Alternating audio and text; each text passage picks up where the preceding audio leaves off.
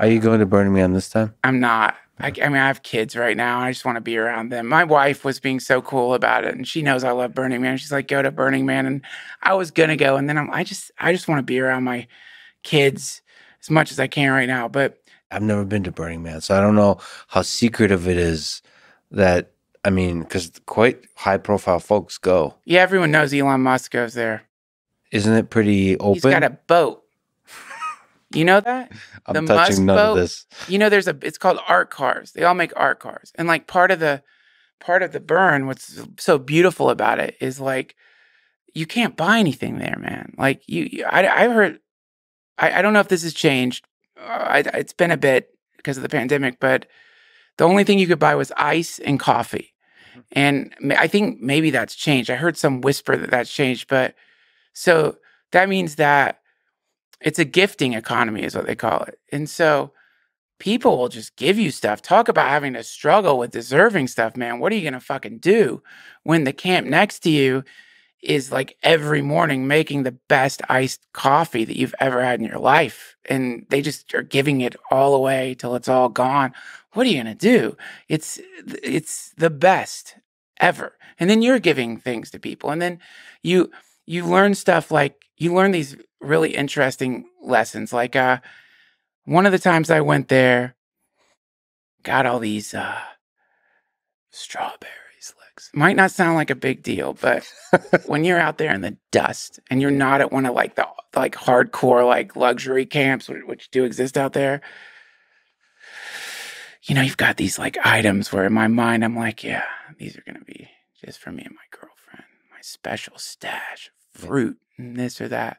And then like 2 days in, you're walking around your camp with the strawberries that you were Yeah. coveting, and everyone's so happy to get like cold strawberries, and you've realized, oh my God, this feels so much better than the way a strawberry tastes. So you learn something experientially there, which is an incredible thing.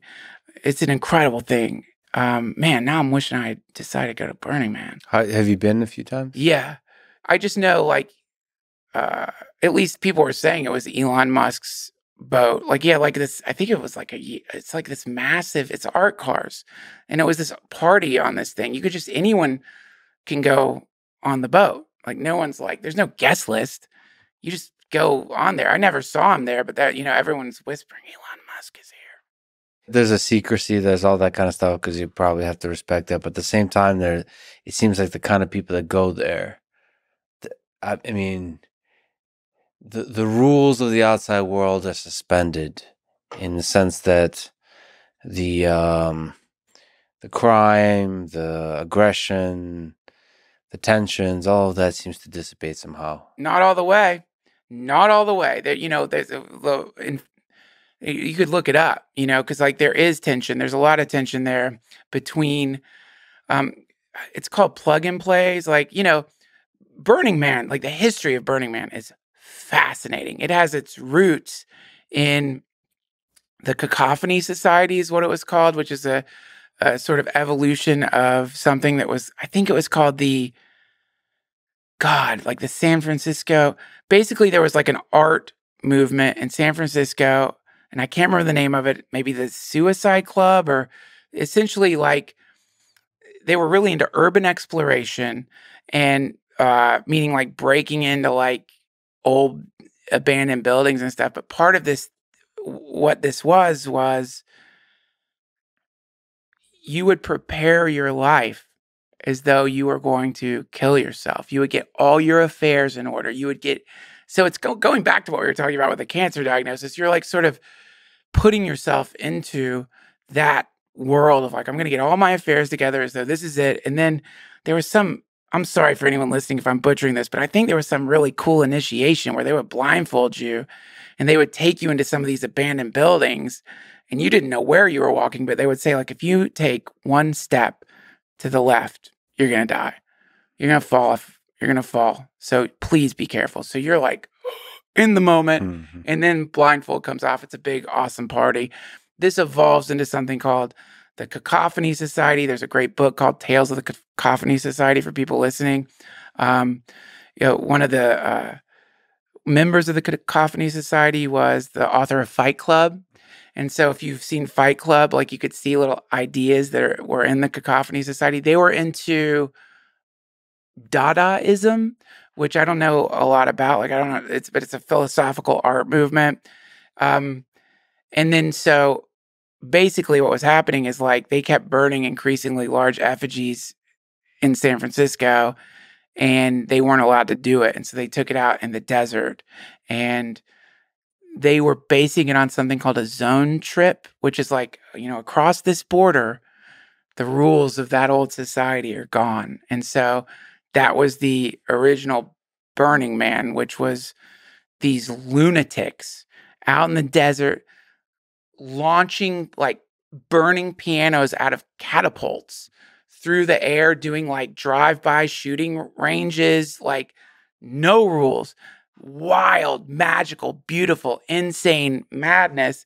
And then it grew and grew and grew and grew until you have Burning Man as it is today, which is still the most incredible thing. I mean, obviously, anytime you have like a thing that's been around for a while, you're going to get that. It's not like it used to be. It's not as free as it used to be. So this or that. But what's fascinating about Burning Man, someone pointed this out to me. Look on the ground. No trash. No cigarettes. The ethic of like picking up your shit there is like so intense. So it's not like the other festivals you go to where there's just trash everywhere, shit scattered everywhere. It's clean. People are picking up their stuff.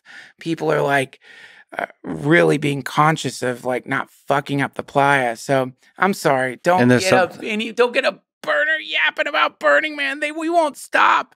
It'll be morning. But there's a power there is a power to the culture propagating itself through to the stories that we tell each other, and that holds up for Burning Man. That like it's clear that the culture has stayed strong throughout the years. Yes. There's so many people, so many really interesting people speak of Burning Man as like a sacred place they go to remind themselves about what's important. Yes. That's so interesting. And it is. And it is. I mean, it's like, there are all these stories of like, I love guru stories. I have a guru, Neem Karoli Baba. Never met him. He was Ram Dass's guru, at least not in the flesh.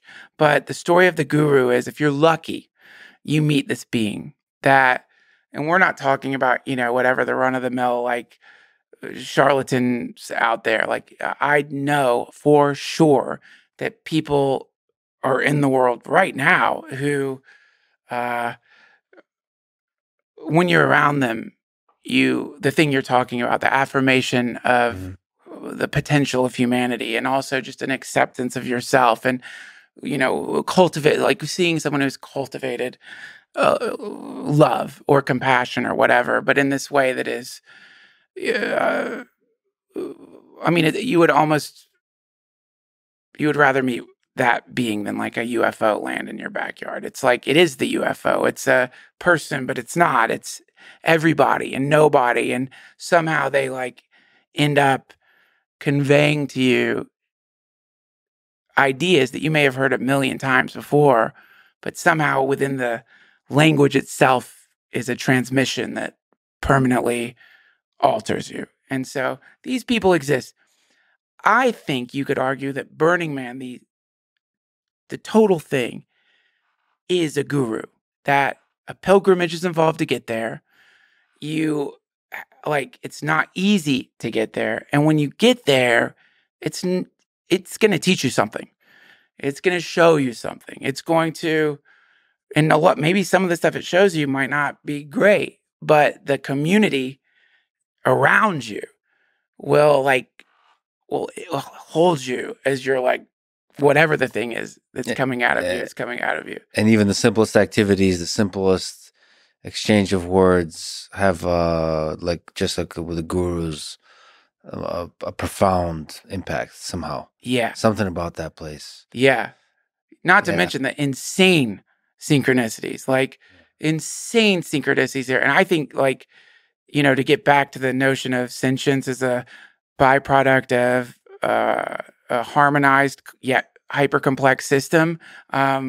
See, I think synchronicities, like those kinds of systems, are like lightning rods for synchronicity. So crazy, not just because your high synchronicities happen that are that are impossible, where you just have to deal with it, and like you'll need something, and within a few minutes, someone's like, "Oh, here you go."